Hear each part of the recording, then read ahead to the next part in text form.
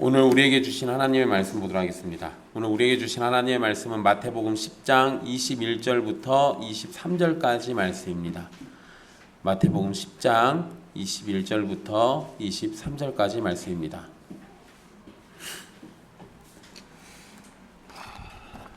귀하신 하나님의 말씀 받들어서 읽도록 하겠습니다. 장차 형제가 형제를, 아버지가 자식을 죽는 데에 내주며 자식들이 부모를 대적하여 죽게 하리라. 또 너희가 내 이름으로 말미암아 모든 사람에게 미움을 받을 것이나 끝까지 견디는 자는 구원을 얻으리라. 이 동네에서 너희를 박해하거든 저 동네로 피하라. 내가 진실로 너희에게 이르노니 이스라엘의 모든 동네를 다 다니지 못하여서 인자가 오리라. 아멘. 이 말씀은 살아계신 하나님의 말씀입니다.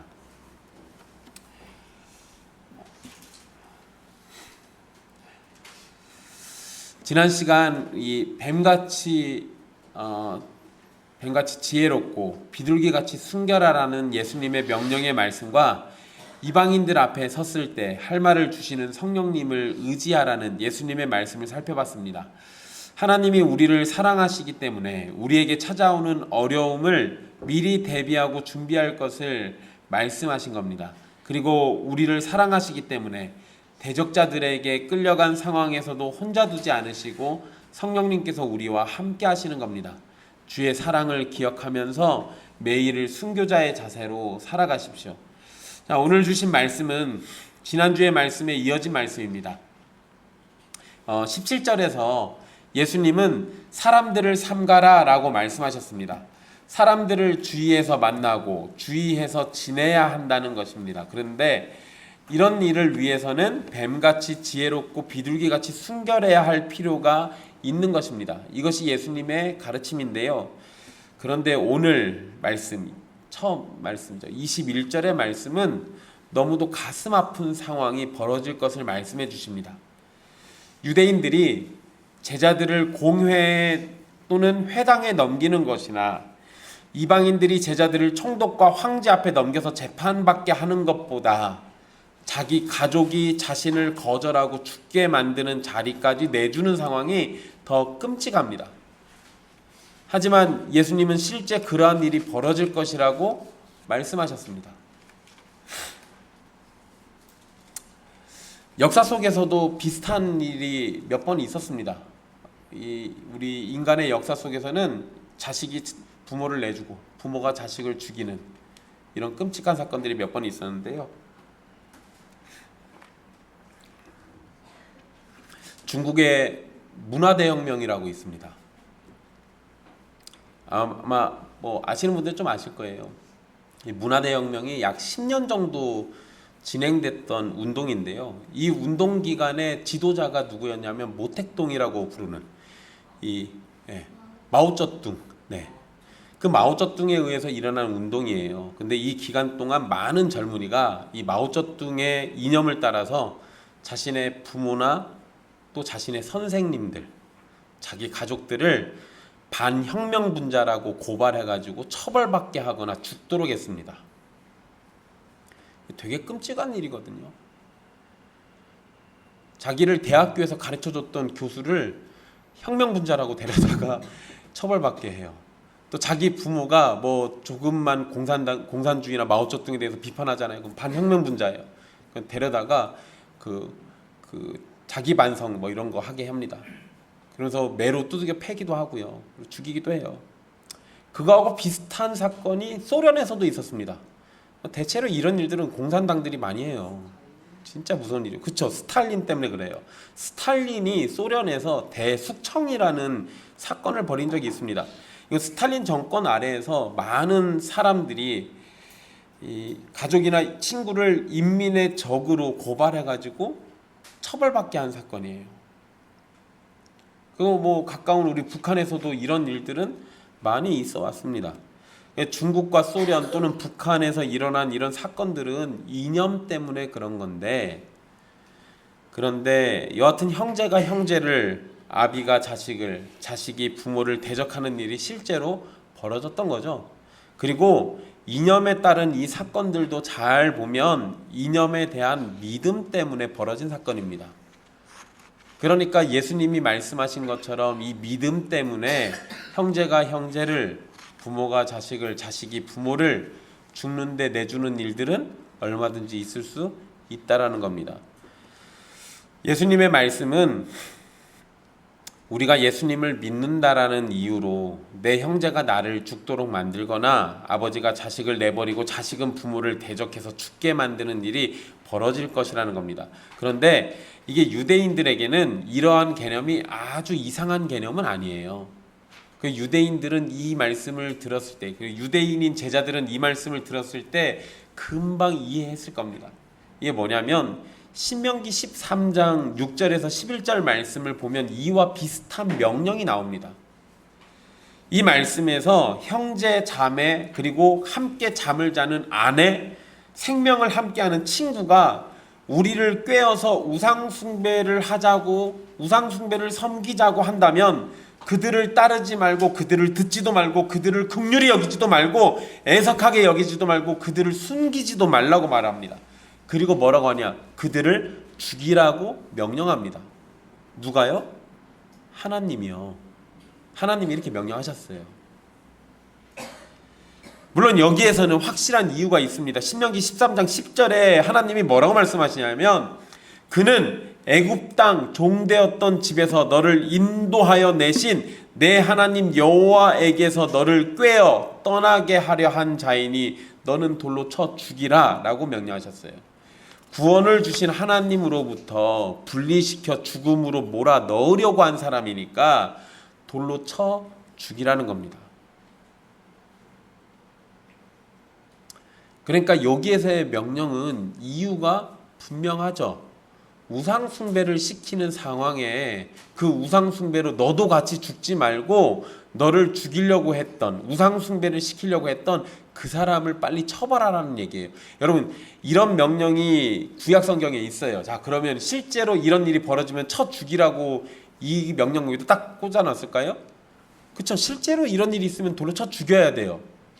그런데 이 얘기를 왜 하셨을까요?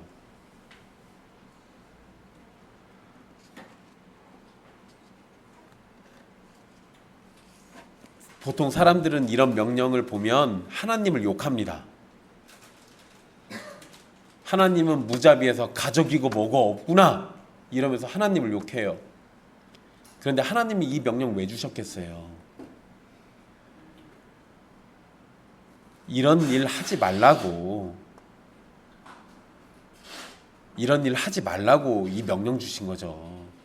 이거는 경고예요. 그리고 미리 막기 위해서 이러신 거예요. 이런 명령이 있음에도 불구하고 내가 만약에 우상숭배에 빠져서 나만 빠지면 상관없는데 내 가족들까지 같이 데려가려고 한다면 돌로 맞아 죽어도 할 말이 없는 거예요. 그러니까 이런 명령 주신 거지. 하나님이 무자비하시고 사랑이 없어서 가족들까지도 다 쳐 죽이라고 이렇게 명령하신 그런 게 목적이 아니라고요.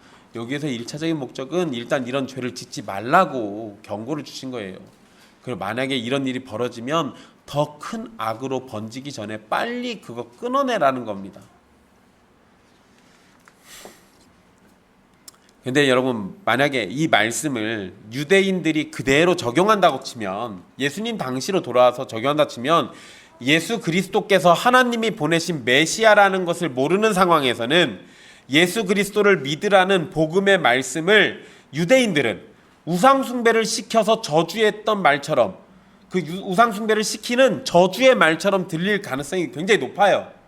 유대인들 입장에서는 여호와 하나님만이 참 하나님이신데 예수 그리스도가 메시아고 그분이 하나님의 아들이라고 얘기하니까 예수님이 누군지 정확히 모르는 이상 예수님을 믿으라고 말하는 것은 곧 우상숭배하고 똑같은 겁니다. 그러면 유대인들은 율법을 따라서 자신을 전도하려고 했던 그리스도인들을 돌로 쳐 죽여야 하는 겁니다. 그러니까 예수님이 이 말씀하실 때는 배경이 있는 거예요. 유대인들에게 있어서는 적어도 율법의 말씀을 따르는 거니까.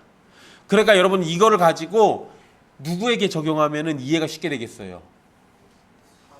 그치, 사도 바울. 그 사울에게 적용하면 이해가 쉽습니다.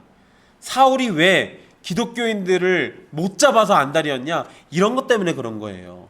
자기들 입장에서는 예수님 믿으라고 하는 저 그리스도인들은 다 우상숭배자예요. 그들이 독버섯처럼 퍼져나가기 전에 빨리 잡아 죽이는 게 우리를 지키는 방법이라고 생각했던 겁니다. 그러니까 자기 딴에는 하나님의 영광을 위해서 한다고 그렇게 한 거예요. 그런데 예수님이 메시아이신 걸 아니까 사울이 단번에 돌이키잖아요.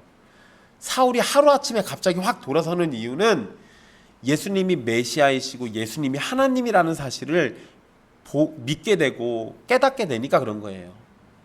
그러니까 이건 배경이 있는 겁니다. 어쨌든 여러분, 유대인들에게 있어서 예수님을 믿으라고 얘기하는 거는 어쩌면 우상 숭배를 시키는 것과 똑같은 거니까 정말로 가족이 가족을 내 죽이는 그 상황으로 몰아넣을 수도 있는 겁니다. 그런데 이 말은 유대인들에게만 해당되는 건 아니에요. 그리고 예수님이 유대인들에게만 해당되는 말씀으로 이걸 주셨을 리도 없습니다.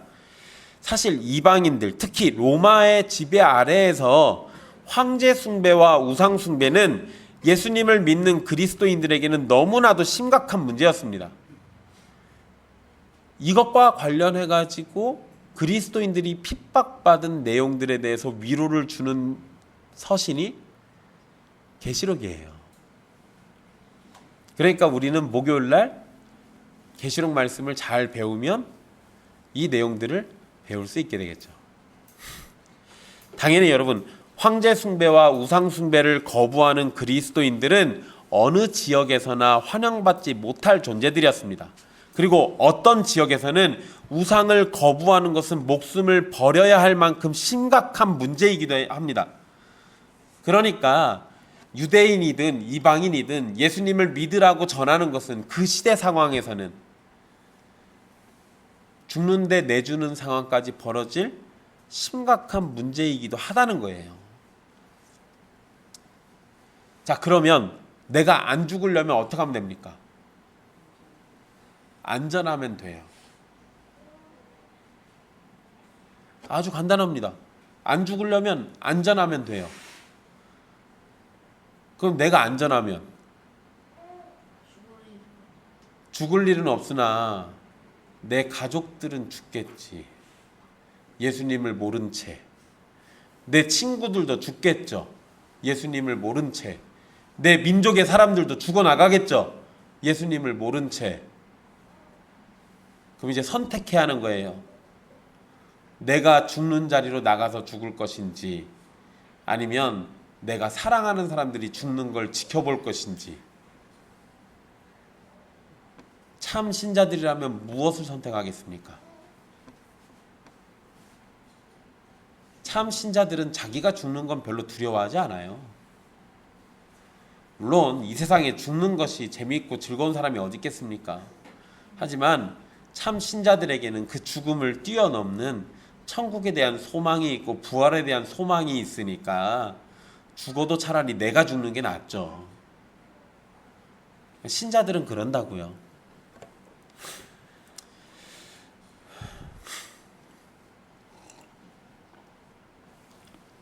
예수님을 믿는다는 이유로 형제가 형제를 죽는데 내주고 아버지가 자식을 죽는데 내주며 자식들이 부모를 대적해서 죽게 만드는 것은 생명을 주는 복음의 역사와는 완전히 반대되는 일입니다. 하지만 이런 일을 저지르는 존재가 제자들이 아니라 제자들의 가족이나 가까운 이웃이에요. 즉 믿음이 없고 예수 그리스도를 알지 못하고 하나님의 뜻이 무엇인지 분별하지 못하는 사람은 복음을 가진 자들을 핍박하고 죽게 만들지도 모른다라는 겁니다. 극단적일 때는 가족이라는 이름 아래에서 폭력과 핍박이 나타나고 믿음의 사람들을 죽게 만들지도 모르는 겁니다. 그런데 예수님께서 하신 말씀은 미가서 7장 5절 6절에 기록된 예언의 말씀과 연관돼요. 그리고 이 말씀은 마태복음 10장 35절에서 36절에 다시 한번 분명하게 인용돼서 반복해서 또 설명을 합니다. 그러니까 그 내용은 그때 가서 다시 얘기 드릴게요.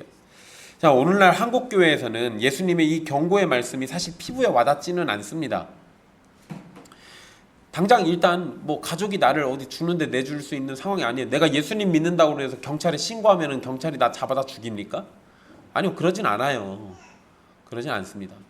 여러분, 제가 이단 사역을 초창기 시작할 때요, 되게 웃긴 일들이 많았어요. 아내가 이단에 빠지니까 남편이 경찰에 신고했어요. 우리 아내가 이단에 빠졌다고. 그럼 경찰이 어떻게 했을까요? 경찰이 해줄 수 있는 게 아무것도 없어요. 왜? 대한민국은 종교의 자유가 있기 때문에 이단을 믿든지 사이비를 믿든지 사실 별 크게 문제가 안 됩니다. 어떤 눈에 보이는 실제적 범죄 사실이 나타나지 않는 이상 어떤 걸로도 처벌이 안 돼요. 근데 오죽 답답하면 남편이 아내를 신고했겠습니까? 신고를 하니까 경찰이 출동은 했어요. 출동은 해도 뭘 어떻게 해줄 수 있는 상황은 없어요. 그러니까 내가 예수님을 믿는다고 해서, 내가 교회를 다닌다고 해서 가족들이 나를 신고한다고 내가 어떻게 처벌받거나 이러지는 않습니다. 그게 지금 우리의 현실이에요. 그러니까 우리 대한민국에서는 예수님의 이 경고의 말씀이 사실 피부에 확 와닿지 않아요. 게다가 우리는 가족들이 모여 사는 시대가 아니고 서로 각자의 삶을 가지고 흩어져서 사는 경우가 훨씬 많습니다. 게다가 한 집에 같이 살아도 가족들이 서로에게 간섭하지 않는 시대예요. 그러다 보니까 예수님의 이 말씀은 사실 우리에게 별로 피부에 와닿지가 않을 수 있습니다. 여러분, 제가 이단 얘기해드렸는데요. 제가 어떤 신천지에 빠진 사람을 상담소로 데려가가지고 거기서 이제 빼왔어요. 그러니까 얘가 나오고 난 다음에 이 친구가 전주 신천지의 문화부라는 곳에 있었어요. 그러니까 문화부가 뭐 행사 관련하고 막 이런 거 하는 건데, 이 친구가 컴퓨터를 좀 잘하니까 신천지에서 얘한테 신천지 명단이랑 막 이런 것들을 작업을 시켰어요. 그러니까 얘가 그걸 작업을 했는데 하나도 못 갖고 왔습니다. 신천지가 보안이 철저해가지고 개인 컴퓨터에다 저장을 못하게 했어요. 그러니까 이게 이제 거기 있는 컴퓨터, 신천지 안에 있는 컴퓨터에만 있는 건데, 얘가 그나마 머리가 좀 좋아가지고 자기가 작업했던 애들 이름하고 주소를 대충 알고 있어요. 그래가지고 얘가 저보고 걔네들을 빼오자고 그래서 나는 모르는 애들인데, 그래서 얘랑 같이 좀 돌아다녔습니다. 그러면서 이제 다니면서 걔네 부모님한테 일러러 다니는 거예요. 사실 뭘 빼오고 말고가 아니라 일단 부모님이나 가족들에게 당신 가족이 신천지입니다 이걸 얘기를 해줘야 하니까. 근데 여러분, 제가 그 친구랑 다니면서요, 얘기했을 때 반응을 보인 집이 몇 집 없어요. 되게 재밌게 반응 보이는데, 저쪽 모래내 시장에 엄청 큰 자전거 가게가 있는데 뭐 사거리에 있어요. 지나가다 보면 여러분 보실 거예요. 근데 그 집의 딸인가가 신천지에 빠졌는데 그 집에 가서 얘기하니까, 그런데 어쩌라고요? 라고 이렇게. 그러니까 내 딸이 신천지를 다니든 하나님의 교회를 다니든 어딜 다니든 사실 별로 중요하지 않은 거예요, 그게. 그냥 얘가 눈에 보이는 어떤 나쁜 짓을 하거나 또는 얘가 손해받는 짓을 하거나 그런 게 아닌 이상 그냥 얘가 뭘 하든 상관 안 하겠다. 이게 지금 우리 시대예요. 그러니 예수님의 말씀이 우리 시대에는 적용이 잘 안 됩니다. 그런데 여러분, 이거 달리 생각해 보면요, 지금의 대한민국이나 한국교회가 보이는 이 상황은 더 심각하다고 볼 수 있습니다. 서로에게 간섭하지 않으려는 행태로 인해서요, 가족에게 복음을 전하지 않으려고 하고 서로에게 불편하지 않은 수준에서만 대하려고 합니다. 그러니까 내가 예수님을 믿어요. 내 가족들도 예수님 믿으라고 말하고 싶은데 말하면 불편해질까봐 딱 불편하지 않은 상황까지만 지내는 거예요. 그러면 여러분, 가족끼리는 잘 지낼 수 있죠. 대신에 여러분들은 일평생 마음속에 짐을 안고 살잖아요. 가족들하고는 사이좋게 지낼 수 있을지 몰라도 내 가족이 언제 죽어서 지옥의 심판을 받을지 모를 두려움 속에 살아야 하잖아요. 그런데 내가 그걸 얘기하면 간섭하는 게 되니까, 그 간섭하는 거를 귀찮아하니까, 또 나도 간섭하는 게 싫으니까 서로 불편하지 않은 수준에서만 적절히 조절해 가면서 그렇게 지내는 게 지금 우리의 현실이에요.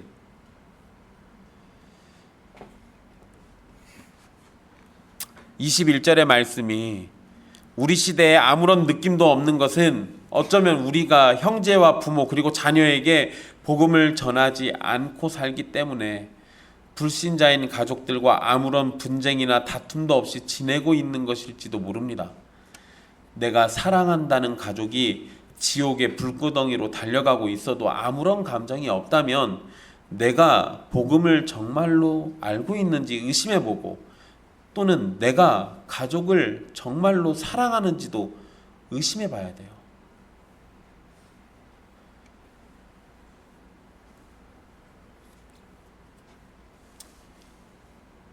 (22절에서) 예수님은 좀 더 확장된 개념을 말씀하십니다. 제자들은 예수님의 이름으로 말미암아 모든 사람에게 미움을 받게 될 겁니다. 메시아가 오심과 관련해서 메시아와 메시아를 따르는 사람들은 고난을 경험하게 됩니다. 예수님은 이러한 개념을 그대로 제자들에게 적용해서 제자들이 미움을 받게 될 것을 말씀하셨습니다. 제자들은 예수님께 속했고 예수님의 이름으로 인해서 모든 사람에게 미움을 받게 됩니다. 여기에서 모든 사람의 성도와 교회를 포함하는 건 아니겠지만 남자와 여자, 어른과 아이, 동양 사람과 서양 사람, 부자와 가난한 사람, 이런 거 할 것 없이 모든 계층과 부류의 사람에게 미움을 받게 된다는 것을 의미합니다. 예수님은 이런 상황이 오겠지만 끝까지 견디는 자는 구원을 얻을 것이라고 말씀하십니다. 여기에서 견딘다는 것은 사람들의 미움 속에서도 주님을 향한 믿음을 굳게 지키고 주를 위해서 무너지지 않고 굳게 서는 것을 의미합니다. 그러니까 여러분, 가족들이 나를 이렇게 내주는 상황이 와도 우리는 끝까지 견뎌야 돼요. 내가 가족들에게 복음을 전해서 미움을 받아도 그것을 끝까지 견뎌야 하는 거예요. 근데 내가 견딜 상황 자체를 안 만들면 안 견뎌도 되겠죠. 근데 그런 식으로 하고 예수님을 믿었다라고 말할 수 있겠습니까? 아니요, 그러지 않아요. 그 얘기가 조금 지나면 뒤에 또 나옵니다. 예수님이 십자가를 얘기하시거든요. 그게 그 38절에 나와요. 자기 십자가를 지고 나를 따르지 않는 자도 내게 합당하지 아니하니라.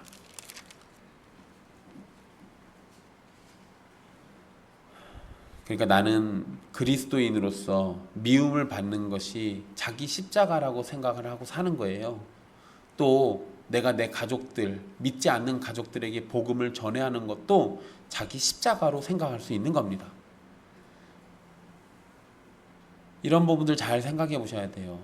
내가 원하는 것, 내가 좋아하는 것, 또 나를 불편하게 만드는 것, 이런 것들 다 피하고 누려가면서 예수님을 믿는다고 말할 수는 없는 거예요. 자, 여러분, 22절 말씀에 끝까지 견딘다 라고 할 때 이 끝까지가 무엇의 끝까지인가, 이거에 대해서 보통 세 가지로 설명을 합니다. 일단 먼저는 박해의 끝으로 보는 것, 그리고 두 번째는 삶의 끝으로 보는 것, 세 번째는 세상의 끝으로 보는 것. 학자들이 이렇게 세 가지로 얘기하는데요. 사실 세 가지 모두 의미하는 것으로 볼 수 있습니다.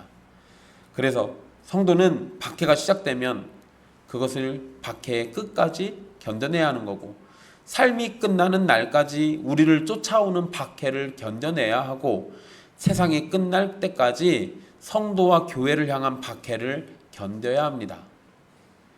그런데 예수님은 끝까지 견디는 자는 구원을 얻으리라 라고 말씀하셨습니다. 여기에서 구원을 얻는다는 것은 제자들이 믿음을 잘 지켜서 그것을 조건으로 구원을 얻는다라는 의미가 아니에요. 이미 구원을 받은 자가 박해를 끝까지 견뎌서 구원의 복을 온전히 그리고 영원히 누리게 될 것을 의미하는 겁니다. 그리고 구원을 얻으리라 라는 말씀이 수동태예요. 즉 제자들이 무엇인가를 해서 구원을 얻어낸다는 개념이 아니라 구원을 주시는 하나님에 의해서 얻게 된다는 것을 의미합니다. 견디고 인내하는 것은 우리가 할 일이라면 구원을 주시는 것은 하나님이 하실 일입니다. 물론 성도가 자신의 힘으로 견디고 인내할 수 있는 것도 아닙니다. 사실상 우리는 핍박이 오면 우리 힘으로는 금방 굴복할 거예요. 불편하고 어려운 상황이 벌어지면 우리 힘이라면 한두 번은 견뎌볼만 하겠지만 그거를 1년, 10년, 20년, 30년 계속 그렇게 견딜 수 있을까요? 아니요. 우린 그러지 못해요. 그래서 성도가 해야 할 일은 하나님이 은혜를 베푸셔서 우리가 견디고 인내하도록 도와주시라고 요청드리는 겁니다. 그러지 않고는 우리는 견디고 인내할 수가 없는 거예요. 모진 핍박과 고난을 견디고 인내할 수 있는 것은 하나님의 약속이 있고 성령님의 도우심이 있는 겁니다. 그리고 세상 끝날까지 우리와 함께 하시겠다는 예수님의 말씀도 있는 겁니다. 종합해 보면 예수님을 믿는 사람은 구원을 주시는 하나님을 바라보며 인내하고 견디는 겁니다. 고난과 핍박이 올 때 우리가 할 것은 구원의 하나님을 바라보면서 우리에게 변함없는 사랑을 주시는 하나님을 의지하면서 인내하고 견디는 거예요. 내가 결단하고 의지를 가지고 결의를 가지고 힘내서 견디고 인내는 게 아니라 내 눈을 하나님에게로 고정시켜서 내가 고난받고 핍박받고 찢기고 상하여서 볼품 없어져도 나를 여전히 사랑의 눈으로 쳐다보시는 그 하나님을 바라보면서 인내하고 견디는 거라고요. 근데 여러분, 이런 말씀에서 우리는 조심할 것이 있습니다.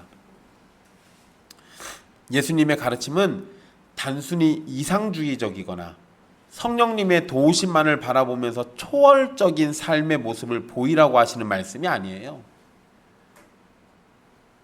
그것을 23절에서 우리에게 다시 제시해 줍니다. 여러분, 23절은 지극히 현실적인 부분을 예수님이 마음에 두고 우리에게 말씀을 주신 겁니다. 이 동네에서 선교하다가 박해를 받게 되면 다른 동네로 피하라고 말씀하십니다. 이 피하라로 번역된 이 단어는 기본적으로 그냥 도망가다라는 의미가 있어요. 그러니까 우리 성경에 그냥 피하라 그러면 약간 느낌이 뭐 어려움이 오면 피하는 거지 이런 느낌이지만, 원문의 느낌을 그대로 살리면 핍박이 오면 어떻게 해요? 도망쳐요. 도망치라고요. 어려움이 찾아와요? 도망가라고요. 그러니까 여러분, 이 동네에서 너희를 박해하거든 저 동네로 도망가라. 예수님의 이 말씀은요, 우리가 지난주에 살폈던 뱀처럼 지혜로운 행동에 속한 겁니다. 사람이 이런 부분에서 지혜가 필요해요. 이런 부분에서. 여러분, 북한에 기독교인들이 있어요, 없어요? 공식적인 교회가 있습니다. 그 교회는 공산당이 허락한 교회이기 때문에 그 교회 다니는 건 괜찮아요. 근데 거기에 가면은요, 예수님 말씀을 읽어놓고 김일성, 김정일, 김정은을 찬양합니다. 설교가 그래요. 목사가 마음대로 설교를 못해요. 설교문도 검열받아가지고 해야 돼요. 그러니까 거기는 정상적인 교회가 아니겠죠. 그래서 북한에는 제대로 예수님을 믿고자 하는 사람들은 다 지하교회로 들어갑니다. 지하교회라는 게 실제 어떤 지하에 교회가 있는 게 아니고 그냥 자기들끼리 음지에서 사람들 눈에 보이지 않는 곳에서 모여서 예배하거나 가족들이 또는 집에서 혼자 조용히 그렇게 예배하고 예수님 믿는 거예요. 성경도 없으니까 북한에 왔다 갔다 왕래하는 선교사들이 이게 그 쪽 성경을 줘요. 성경책을 이게 통으로 못 주니까 부분을 필사해가지고 이렇게 종이 같은 걸 이렇게 주면 그런 걸 어렵게 구해가지고 그거를 읽는 거예요. 근데 여러분, 그러다가 만약에 공산당이 지나가다가 너 예수님 믿지? 이렇게 얘기하면 어떻게 솔직하게 얘기할까요? 솔직하게 얘기하면 아우지탄강으로 끌려가요. 아니면은 어디 가서 총살 당하든가. 한동안 예수님 믿는 사람들 싹 다 잡아가지고 총살시켰던 적이 있어요. 뉴스 보니까 얼마 전에 우리나라 국정원하고 관련된 사람들 곡사포로 쏴서 죽였다는 기사가 떴던데. 그러니까 예수님 믿는다고 잘못 얘기했다가는 죽을 수도 있어요. 그럼 여러분, 지금 오늘 말씀을 북한 사람들에게 적용하면 어떻게 해야 돼요? 너 예수님 믿지? 그러면 어떻게 해야 돼요? 그럼 여러분 마음대로 하세요. 믿는데요 하고 장렬히 죽으시든지, 안 믿는데요 하고 넘어가시든지 괜찮아요. 여러분 안 믿는다고 거기서 얘기했다고 그래서 야 어떻게 예수님을 믿느냐고 물어봤는데 안 믿는다고 배도자처럼 말을 하냐? 아니요 여러분, 당장 죽게 생겼는데 그럴 수도 있지. 이해해 줄 수 있어요 그런 거는. 근데 만약에 안 믿는데요 그래 놓고는 나중에 완장 차고 돌아다니면서 예수님 믿는 사람들 잡으러 다니면 걔는 진짜로 안 믿는 거잖아요. 그런 건 문제가 되겠지만, 그리고는 지금 오늘 말씀이나 지난주의 말씀 연결을 잘 생각해 보세요. 사람들이 예수님을 전하고 믿는 데 있어서 뱀처럼 지혜로울 필요가 있다니까요.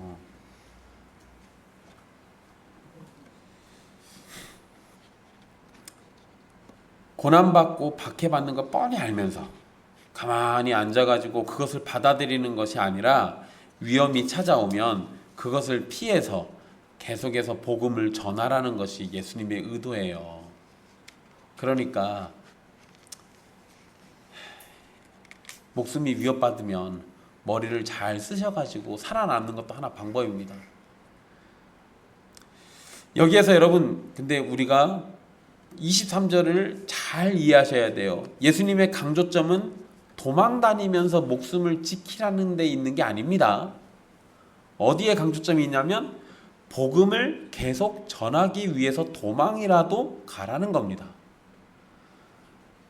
그러니까 뭐가 중심인 거예요? 내 목숨이 중심인 거예요? 복음 전하는 일이 중심인 거예요?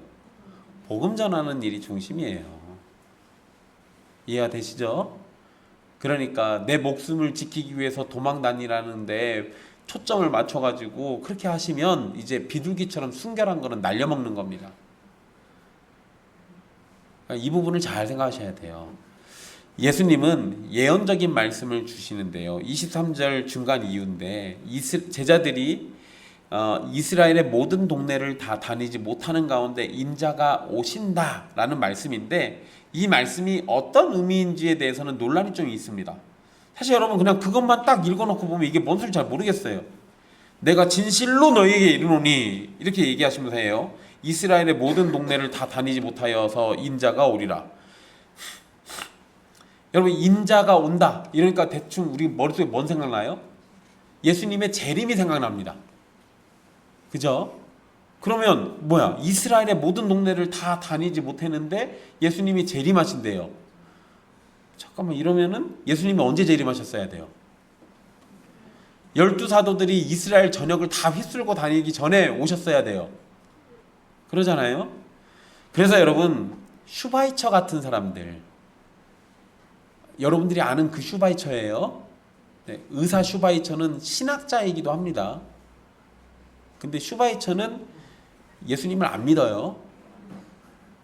이 슈바이처 같은 경우는 제자들이 선교 사역을 완벽하게 마무리하기 전에 종말의 때가 올 거라고 예수님이 생각을 했는데 결국 그거는 예수가 잘못 판단한 거다. 그러니까 이 말씀은 예수가 틀린 거다라고 주장을 합니다. 슈바이처가 그랬어요. 여기서 은혜 받으시면 안 돼요. 그런데 여러분 이 말씀은 제자들이 이스라엘의 잃어버린 양들을 찾아다니겠지만 종말의 때까지 이스라엘의 모든 동네를 다 다니지 못할 것을 의미하는 겁니다. 그러니까 이스라엘에 대한 선교는 예수님이 재림하실 때까지는 끝나지 않는다라는 거예요.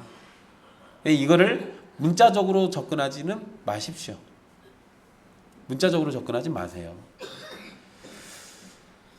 그리고 여러분 사실 이게 초대교회 성도들은 이 말씀을 문자적으로 적용했어요. 그래서 예수님이 자기들 때에 곧 오실 줄 알았습니다. 그거를 뭐라고 부르냐면 임박한 종말론이라고 해요. 그래서 나중에 여러분 사도 바울에 대한 얘기 다시 좀 더 해드리면 나중에 또 얘기 나오겠지만 사도 바울의 서신, 초창기에 쓴 서신들을 보면 이 임박한 종말론이 나와요. 그러니까 마치 진짜로 곧 오실 것처럼 사도 바울이 믿었던 거예요. 근데 나중에 쓴 서신에 보면요, 사도 바울이 체념한 듯이 종말론을 씁니다. 그래서 안 오실 것 같아요. 제 생각에도 지금 빨리 안 오실 것 같은. 그래서 늦춰진 종말론이라고 해요. 어쨌든 그건 나중에 우리가 서신 보면은 이해할 수 있어요. 그런데 뭐 사도 바울이 오해하거나 잘못된 건 아니에요. 분명히 이거는 두 가지 의미가 있는 거니까. 지금 당장, 그러나 아직, 이런 의미가 있어요. 어쨌든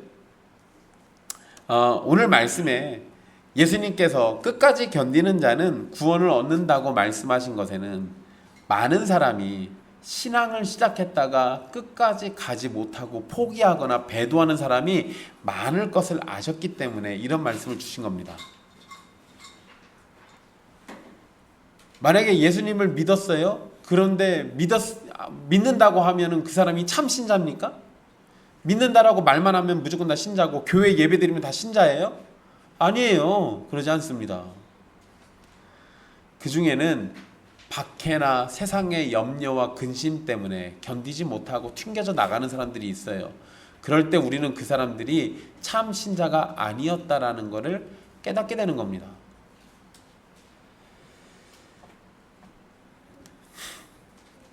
물론 여러분, 우리가 끝까지 견디겠다는 의지를 가지고 견뎌내어서 구원을 얻어내는 것이 아님을 앞에서 말씀드렸습니다. 우리가 끝까지 신앙의 삶을 마치기 위해서는 하나님의 은혜가 절실히 필요한 겁니다. 그러니 끝까지 견디기 위해서 우리가 해야 할 것은 하나님께서 우리가 끝까지 견딜 수 있도록 은혜를 주시는 것만이 필요한 겁니다. 그래서 결국 세상으로부터 미움을 받고 박해와 핍박이 있을 때 우리는 하나님께서 은혜 가운데 우리가 견디고 인내할 수 있도록 도와주시는 것을 기도해야 돼요. 그러니까 오늘 말씀에 기도 얘기는 한마디도 안 나오지만 사실 오늘 말씀으로 우리가 내릴 수 있는 결론은 뭐예요? 기도만이 답이다예요. 핍박 가운데 우리는 기도해야 돼.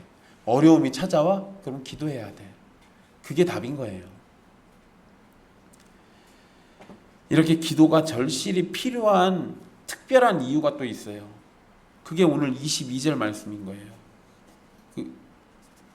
21절 말씀입니다. 우리의 부모, 형제, 친구, 그리고 이웃이 우리를 죽도록 만들 수도 있기 때문이에요. 꼭 우리를 육체적인 핍박의 자리로 내주는 것만 생각하지 마십시오. 사실 오늘날에 우리 가족들이 내가 예수 믿는다고 나를 돌로 쳐 죽이려고 합니까? 아니요, 사실 그러진 않아요. 그런데 여러분, 우리가 현실적으로 예수님 믿지 않는 가족들에 의해서 받는 공격 대부분이 뭡니까? 주일 지키는 것과 연관이 있지 않아요? 예수님을 잘 믿지 않는 사람 또는 예수님을 전혀 믿지 않는 사람들은 예수님을 열심히 믿는 사람들이 주일 성수하는 걸 방해하려고 합니다. 그게 우리 미워서 그러는 건 아니에요. 또 사실 그냥 가족이라는 이름으로 뭔가를 하려고 하다 보니까 벌어지는 일일 수도 있어요. 그리고 여러분, 우리의 부모와 형제, 친구와 이웃이 우리를 믿음에 반대되는 자리로 인도하는 것도 여기에 해당됩니다. 우리는 복음을 전파하고 주님 되시는 예수님을 전하는데 우리 가족은 그러한 여러분을 돈의 노예가 되도록 만들거나 세상의 유혹을 즐기는 자리로 인도한다면 여러분들을 죽는데 내주는 것과 다를 것이 전혀 없는 거예요. 여러분들에게 예배드리는 그 자리보다 다른 무언가를 하도록 여러분들을 만든다면 여러분들을 죽는데 내주는 것과 뭐가 다른 겁니까?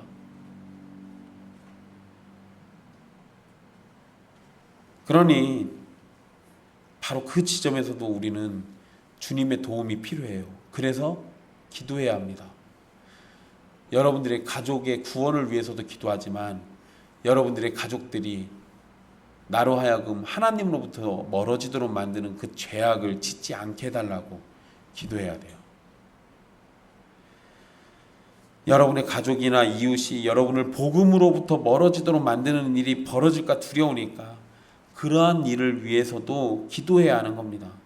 여러분의 믿음을 지켜주시기를 기도하고 세상의 유혹이나 헛된 것을 쫓는 일에 여러분의 가족들이나 이웃이 빠지지 않도록 해주시기를 기도해야 하는 겁니다. 하지만 성령님의 도우심이 있다고 해도요, 세상의 미움과 박해는 완전히 피할 수 없을 겁니다. 근데 오해하지 마세요. 이것은 성령님의 능력이 부족해서가 아니라 하나님의 뜻이 그렇게 허용하고 있기 때문인 겁니다. 우리는 이 부분에서 겸손해야 돼요. 왜 하나님께서 우리에게 미움과 박해를 받도록 하시는지를 정확히 그 이유를 알기가 어렵습니다. 하지만 확실한 것은 하나님의 뜻은 언제나 선하고 옳다는 것, 그리고 그러한 일을 통해서 하나님의 일을 이루신다는 겁니다. 예수님의 말씀처럼 가장 가까워야 할 가족에게서 미움과 박해를 받게 될 것이고 가족들의 손에 이끌려 죽는 곳으로 끌려가게 될지도 모릅니다. 하지만 그러한 일을 통해서 하나님의 일을 이루신다는 것을 기억하시라는 거예요. 그래서 우리는 고난으로부터 완전한 탈출이나 구원만을 소원하지 말고 고난 가운데서도 끝까지 견디는 자에게 구원을 주시는 하나님을 바라봐야 하는 겁니다. 성도가 제자의 삶을 살아갈 때 합당한 삶을 산다면 인내라는 표지가 나타나게 될 것입니다. 참된 제자의 삶은 세상의 미움을 받게 될 겁니다. 그리고 그러한 미움 속에서 인내로 핍박과 박해를 견디는 모습을 보일 겁니다. 물론 예수님의 말씀처럼 이 동네에서 박해받으면 다른 동네로 피해야 합니다. 하지만 그렇게 피하지 못하는 상황이 온다면 남은 것은 하나님께서 지켜주실 것을 기도하고 주님의 구원을 바라면서 인내하는 것이 우리에게 필요한 겁니다.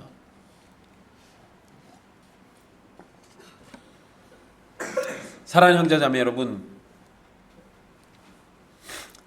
좀 됐어요. 한 8년쯤 된 것 같네요. 우리 교회 식구들 다 같이 그 당시 교회 식구들이랑 영광의 염산교회라는 데 간 적이 있습니다. 그때 갔다 오신 분들은 기억이 나실 수도 있어요. 사진도 여러 장 찍어놨습니다. 예배 끝나고 보고 싶은 분들은 보여달라고 그러세요. 여러분, 그 1950년 한국전쟁이 터졌을 때 공산당들이 순식간에 밀고 내려와가지고 영광까지 다, 전라남도까지는 다 그 공산당들이 싹 다 점령했었죠. 그때 영광의 염산교회 성도들은 공산당에 의해서 순교를 당했어요. 그래서 염산교회 가면은 77인의 순교자 해가지고 뭐 이렇게 비석도 해놓고 영상도 만들고 그 기념관도 있습니다. 그때 여러 가지 사건들이 있었어요. 그때. 근데 그거에 대해서 살아남았던 사람들, 그때 그 현장에 있었던 그 사람들 중에 살아남았던 사람들이 증언한 내용들이 있어요. 그 중에 제가 그때 교회 식구들하고 같이 가서 영상을 본 것 중에 기억에 남는 내용이 있습니다. 죽음 앞에서 공포에 울고 있는 동생이 있었어요. 그러니까 그 동생을 달래면서 다른 언니인가 그랬을 거예요. 우리는 천국 간다. 천국 가니까 울지 마라, 울지 마라. 그러면서 믿음 가운데 그렇게 견딘 성도들의 이야기가 전해집니다. 물론 여러분, 그렇게 울던 아이, 그리고 울던 아이를 달래던 사람은 순교했어요. 살아남지 못했습니다. 그런데 그들이 죽음의 공포가 직면했을 때도 천국을 말할 수 있었던 것은 구원을 주시는 하나님을 바라봤기 때문에 그런 겁니다. 그것이 핍박과 미움이 가득한 세상을 사는 우리에게도 마땅히 필요한 자세일 겁니다. 우리는 끝까지 견디게 될 겁니다. 왜냐하면 우리를 구원하신 하나님께서 우리에게 견디고 인내할 힘도 주실 것이기 때문입니다. 우리는 대적자들의 공격과 가족들의 미움까지도 받게 될지도 모르지만 결국은 예수 그리스도의 이름으로 믿음을 지키고 복음을 증거하며 하나님의 나라에 들어가게 될 겁니다. 그러니 구원을 주시는 하나님을 바라보며 끝까지 견디고 구원을 얻는 자가 되십시오. 그것이 믿음으로 부름받은 여러분들이 해야 할 일인 겁니다. 기도하겠습니다.